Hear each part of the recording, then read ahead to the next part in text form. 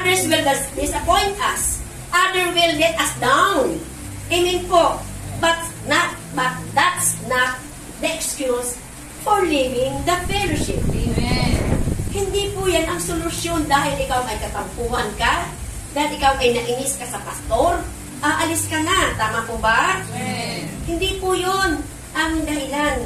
Dahil natin tandaan na wala nga pong perfect church. Amen. Hallelujah. Pamilya mo sila. Bahagi ng katawan ni Kristo at bahagi ka ng katawan ng ating Panginoon. Amen. Kahit ika nga'y mga pasaway, kahit ika nga mawagas pang pag-uugali, mas maraming pintas kaysa sa puri, you cannot just walk out on them. Amen. Hindi.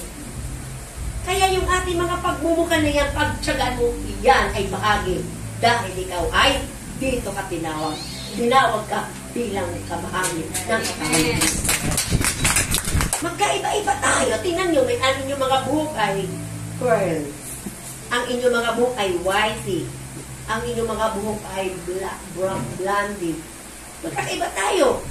Pero hindi dahilan yung pagkakaiba-iba natin upang hindi tayo magkaisa. Amen. So sabi nga po ng Ephesians 4:2, magpakumbaba, mahinahon, matyaga at magparaya. Instead of leaving the church, work it out. Reconciliation, not running away. Pag may nakita ka, ayoko na, si pastora naman, hindi naman mabait. Madaldal yun eh. At saka yung mga anak yan, mga ano yan, wag na tayo dyan. Diba? Hiwalay na tayo dyan. Kasi wala ka naman talagang tatakasan. Ang pupuntan mong lilipatan mo ay meron din yan mga diferensya. Meron din po yan mga weaknesses.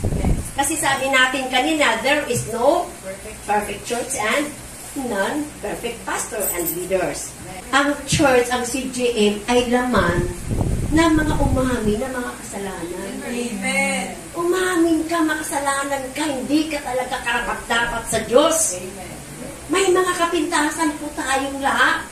Pumasok ka dyan sa church, may kapintasan ka. Amen? Amen. Hallelujah! Na kailangan ng grasya ng Diyos at pag-ibig at kahabagan ng Diyos. Amen. Kung bakit ka narito dahil sa habag ng Diyos. Amen na nagnanais lumago. Nagnanais po ba tayo lumago? Amen. Kaya wala talaga tayong perfectong church, walang perfectong mga kapatiran. Nandito tayo, inaamin natin, lahat tayo ay makasalanan. Na nangailangan ng grasya at nagnanais lamang lumago. Bakit ang iba hindi lumago? 20 years na, 10 years, 15 years, 10 years, 5 years. Kasi bakit? May mga Kristiyanong idealistic. Mayroon pa nga perfectionists. Amen? Amen po. Akala ko pag nagbunagin, hindi nila mabait na mabait.